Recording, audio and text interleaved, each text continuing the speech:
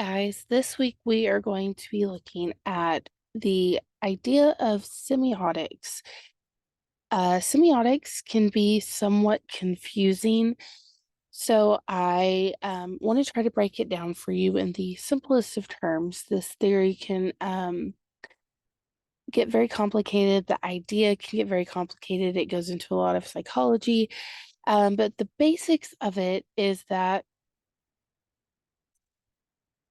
it is the study of signs, and we use signs in all sorts of things in our life, whether that be a literal sign that you are following, um, maps, pictures, um, lots of different things represent other things. So the simple definition is the study of signs. The not so simple definition, it's the study of signs.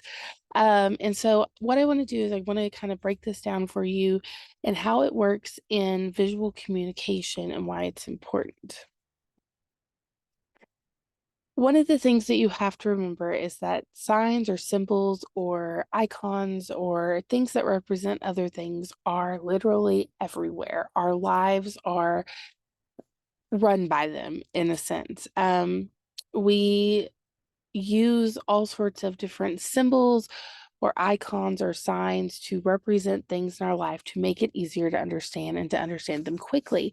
Because if you can look at a symbol or an icon and read that quicker than reading words or sentences, then you can process them easier, right? So that's why it's important for visual communication. Again, this is a simple concept, but it's also very complicated when you get down into the details of it. So let's start out with some of the heavier things. You'll find in your readings this week that there were two people that really came up with this. And their idea was that science really wanted us to look at a system that analyzed the meaning and the construction of sentences. And basically, that means they wanted us to look at language or langue. And it's how do we put language together in certain structures that we can understand. Even if we don't speak the same language, is there a way that we can speak the same language? And in a way, that's what we started doing. So we would take words or sentences, rules, conventions, other things, and we would start making them into symbols. And then we started putting those symbols into a written language. We started writing them, we started reading them, and that's how we developed different languages and how we use them in everyday life. Again, a simple thought is like we just came up with this idea that symbols represented language, but also very difficult at the same time. Because where did we get these things? Why did we come up with them? We started out with cave drawings, um, grunting, whatever kind of language cavemen used. And now we have English, we have Spanish, we have German, we have Russian, we have all these different languages all around the world. We have ASL, we have signs, we have symbols that all mean different things. And so um, it all really just started out with how did we start out by talking to each other and how did it expand from there? Again, it can be simple, it can be very complicated. And so I want to play this video before we start getting into the nitty-gritty of things that kind of just lays it out for you. I think that they do a great job. They use Disney's Tangled as the example to kind of break down things, and then we'll break them down even more after the video. Rapunzel! Let down your hair! So what is semiotics? In a nutshell, semiotics is a study of how we come to derive meaning and understanding of reality through means of communication using sign systems. Please don't freak out. It's not the easiest subject, and at times you might begin to wonder how it applies to stylised characters, but I implore you to stick with me at least until the end of this video, and I promise it will make a lot more sense. There are many different flavours of semiotics, each as convoluted as the next, and without any real empirical methodology. For this reason, I've decided to prepare my own flavour based on how I perceive its application to character design. The most fundamental concept of semiotics is the sign, which comprises of a signifier and a signified. A signifier is something that signifies something else. This could be a word, an image, a sound, a hand gesture, a crown, or anything else with the potential to assign meaning. Guys, I want a castle. When Flynn says the word castle, he's using a signifier. It might seem obvious what the word signifies, a large building with high walls, towers, and maybe a moat. Well, almost, but not quite. The word actually signifies our conceptual understanding of a castle, a subtle but important distinction. Conceptual reality is subjective. Now think about the word castle. It may have occurred to you at some point in your life that words are random. A castle could have been called anything, just like your name could have been anything. The difference being that your name as a signifier for you was probably agreed on by two parents, whereas the word castle, to signify a castle, is agreed on by society. But the fact remains that in almost all cases, words are arbitrary. 3D characters are a bit different. Characters are essentially signifiers, made up of smaller constituent signifiers. In the case of Rapunzel, the design signifies a young princess with long blonde hair. But as a signifier, this is not arbitrary, since although stylised, it bears some resemblance to the thing that's being signified, meaning it's derivative. The design is derived from an observed notion of how a young blonde princess would look in reality. We call this a motivated sign. This leads on to the concept of denotation and connotation. Denotation is described as the most literal or common sense meaning of a sign. Take the word bed. The common sense meaning is the piece of furniture that you sleep on, and if you Google it, this is how it's described. Connotations, on the other hand, are secondary associations that follow denotation. So in the case of the word bed, these might include sleep, sickness, comfort, reading, anything you might associate with a bed. Therefore, connotations are more subjective than denotation, but this doesn't render them entirely unpredictable, since interpretation relies heavily on context. We established that the word bed denotes a piece of furniture that you sleep on, but what if I was talking about a bed of flowers, or a riverbed? Notice then how context influences not only connotation, but also denotation. Now, as well as context, interpretation falls victim to culture. A culture can be defined as a group of people that share stable and sustaining meanings. This could span a whole town, sharing a dance, or be contained within a small group of friends involved in an unanticipated sing-song. To jump back to Wreck-It Ralph for a moment, a participant of the gaming culture is bound to recognise more character references than somebody outside of it, evoking different emotional responses and offering a more nuanced experience. Contact with culture shapes the way we interpret the world. How many of these characters can you put a name to? We've covered a lot here, so just to quickly run through it again, humans communicate through the use of signs. The signs we produce are intended to communicate something to the recipient. Considering Rapunzel's design, it seems clear that a young blonde princess is being communicated by reading the signifiers in the given context, which evoke a number of additional emotional responses we call connotations. These responses are influenced by the cultures in which the viewer participates. Now, are you ready for another fascinating layer of complexity? For the most part, 3D characters emulate human beings, and this includes animals and inanimate objects too. This means that 3D characters are sign-producing communicative beings in their own right, communicating ideas not just to us, the viewers, but amongst themselves too.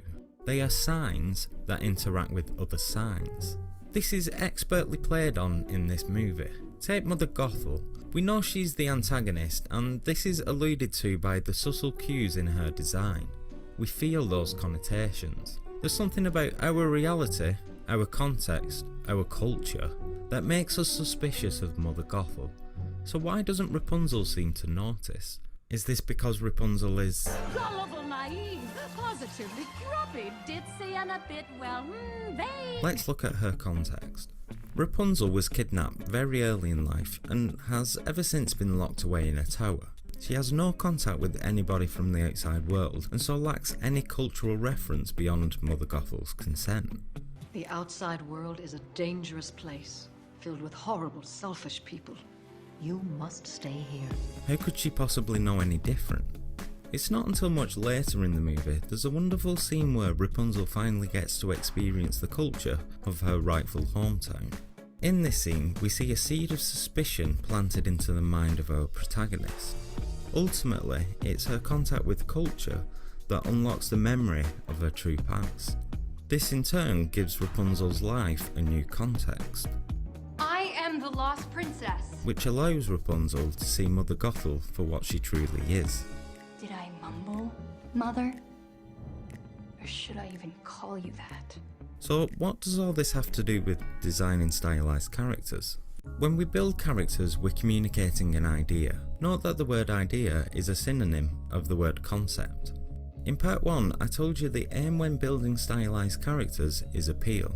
Listen to what Zach Petrock, one of Disney's key artists, has to say about that. So he's supposed to feel appealing and approachable and nurturing. So we use the word appeal to describe him based on how well he is hitting those emotions. To translate this into semiotic terms, we use the word appeal to describe him based on how well he evokes the desired connotations. And at one point he turns Baymax Vinyl into this superhero, so he builds all this mech armor and throws it on him.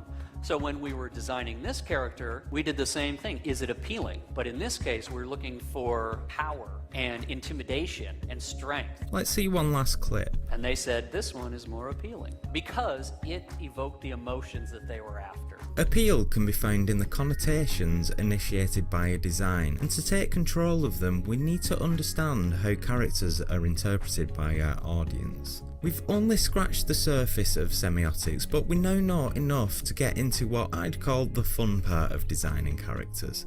In fact, this is the last time I'll talk about semiotic theory, but if you'd like to know more about it, I'll link some content in the description below. In the next video, we'll Again, this breaks this down into some digestible pieces, but overall, the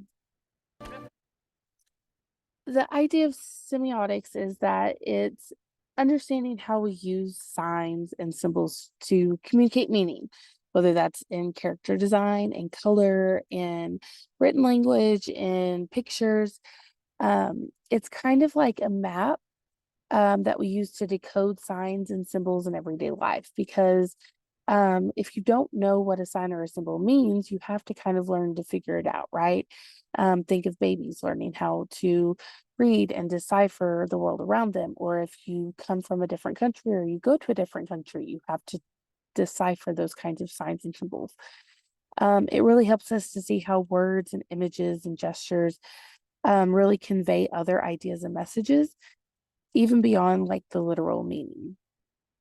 So in basic terms, it's really just how we study and communicate using signs and what those signs really mean to us. Well, when we talk about signs, Chandler says that signs take the form of words, images, sounds, odors, flavors, etc., etc. But sometimes they have a more intrinsic meaning to them, or sometimes they have more of an investment to them.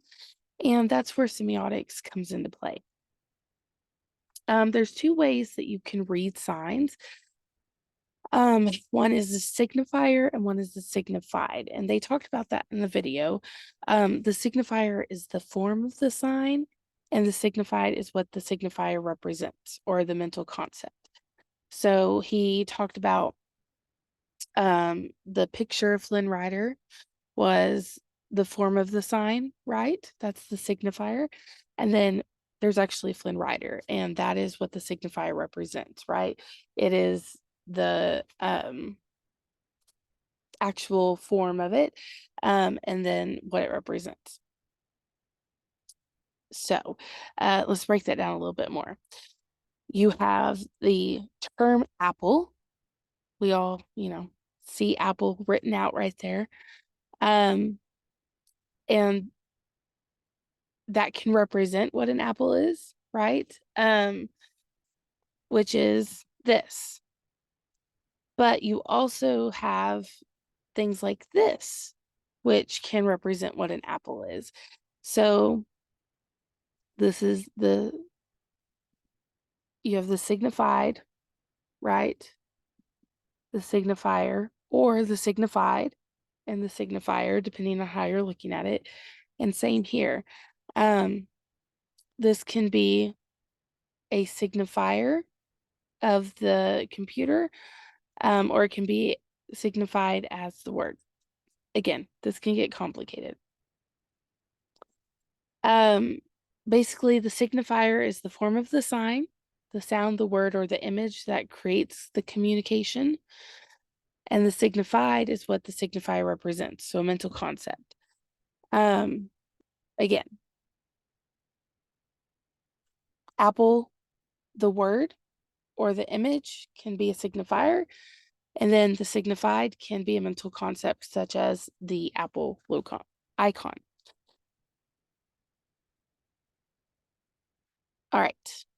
Now, that's how you break down signs, but there are several different types of signs within this theory. I know it keeps getting complicated, or more complicated. But basically, the next thing you have is 3 different types of signs. The first one is an icon. And an icon is the resemblance between the signified and the signifier. It's physically what resembles what's signified. So another way to put it is an icon is like a picture that looks like the thing it represents. So that could be the apple icon representing the apple, right? Or it could be a cartoon of an apple that represents a picture of an apple. In even simpler terms, you could think of it as when we draw a sun in the corner of a picture, that is an icon of the sun, right? Because it resembles the sun, but it's not really the sun. Another way to think about it is a mustache. This is an icon of a mustache. It represents what a mustache looks like, but it is not actually a mustache. The second type of sign is called a symbol. And this is the kind of conventional relationship between the signifier and the signified. It's the opposite of an icon. So it does not resemble the signified that is being represented. There's no logical connection to what it is, and it's developed culturally. So a symbol is a lot more abstract. It's a sign or an image that stands for something, but it may not necessarily look like the thing. For instance, a red heart can symbolize love, right? Even though it doesn't exactly look like the feeling of love, but we've learned that a heart symbolizes love, right? Another way to think about it is if you think about bathroom signs, they don't necessarily look like humans, but they can represent them, right? It's just kind of how you break it down culturally. The last type of sign is what we call an index. An index is really the sign that points or indicates something being directly connected to it. So it's really a casual relationship. It's a sign that can be understood because it's logically linked to what it is standing or affected by. It can describe a physical connection. The last thing is that the signifier cannot exist without the physical presence of the signified. Again, this can get complicated, but one way to think about it is when you see smoke, right? smoke is the index of fire because smoke is produced by fire. The presence of smoke tells you that there's a fire nearby. So an index is more about the direct cause and effect relationship. So pointing to things and signifying it. So you have smoke, which is represented by fire. Again, cause and relation.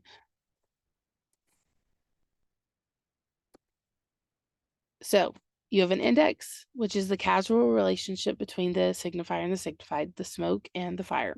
You have an icon, which resembles the signified, the apple or the mustache. And then you have the symbol, which is a conventional relationship. So the sun in your drawing or the sun in the sky.